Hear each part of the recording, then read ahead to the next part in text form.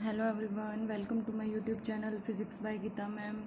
As you know, we are dealing with our 5th chapter laws of motion.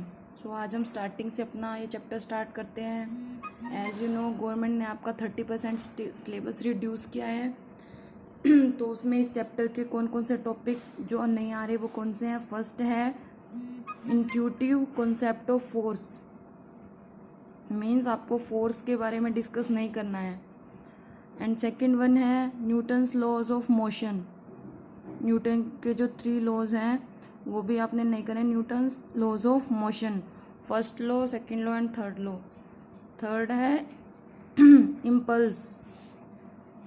Fourth है momentum, linear momentum.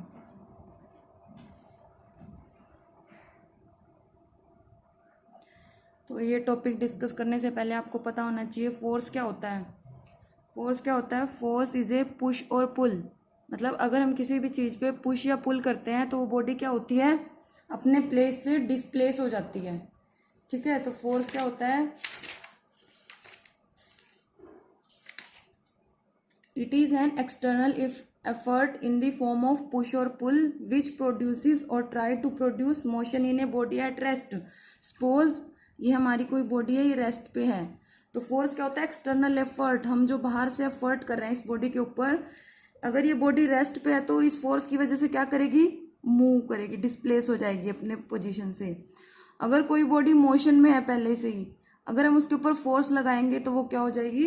Rest position पे आ जाएगी. तो force क्या होता है? It is an external effort in the form of push और pull which produces और try to produce motion in the body at rest. मतलब force is an external effort. ये आपके हैं reduced topic. External effort in the form of push or pull. First case है which produces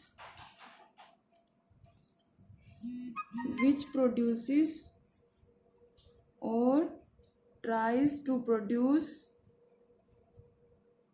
motion in a body at rest.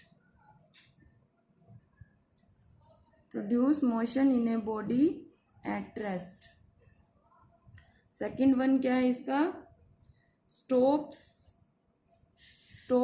or tries to stop a moving body.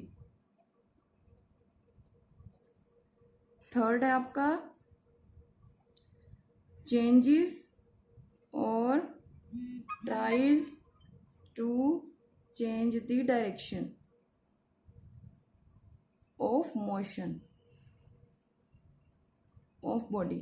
अब देखो force की ये definition है. Force external effort हमने जो बाहर से दिया है, चाहे वो पुश हो सकता है, हम या तो उसको धकेल रहे हैं या फिर उसको खींच रहे हैं, जो क्या करता है फिर पुश और पुल. या तो कोई बॉडी रेस्ट पे उसको मूव कर देगा, अगर मूविंग है तो उसको स्टॉप कर देगा रेस्ट पोजीशन में. अगर और क्या करता है, उसकी डायरेक्शन को भी क्या करता है? चेंज करता है. ये क्या है? फोर्स की एग्जैक्ट डेफिनेशन है जो आपको पता होनी चाहिए laws of motion chapter start करने से पहले. और इस चैप्टर में आप क्या क्या करोगे? लॉज ऑफ मोशन में आपके ये कंसेप्ट तो डिलीटेड हो चुके हैं, इनकी एप्लीकेशन भी नहीं करनी है आपने. Newton first law, second law, इनकी एप्लीकेशन भी नहीं करनी.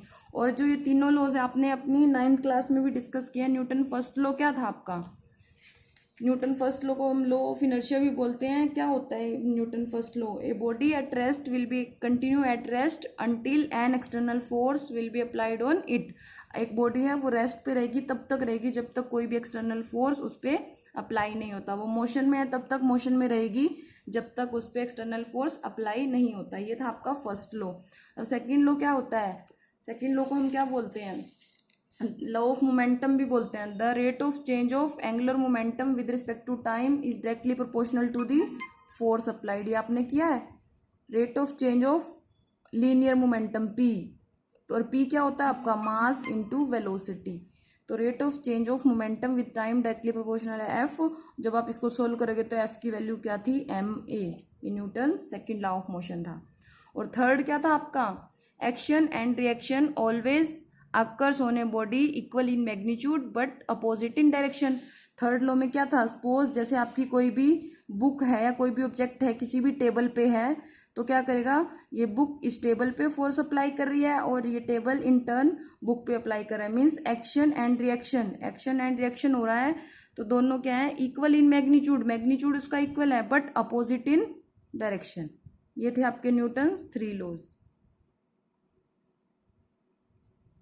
आपने यहाँ पे लीनियर मोमेंटम नहीं करना। लीनियर मोमेंटम क्या होता है, पी होता है, पी से डिनोट करते हैं मास into velocity of the body को ही हम क्या बोलते हैं, हमारा लीनियर मोमेंटम।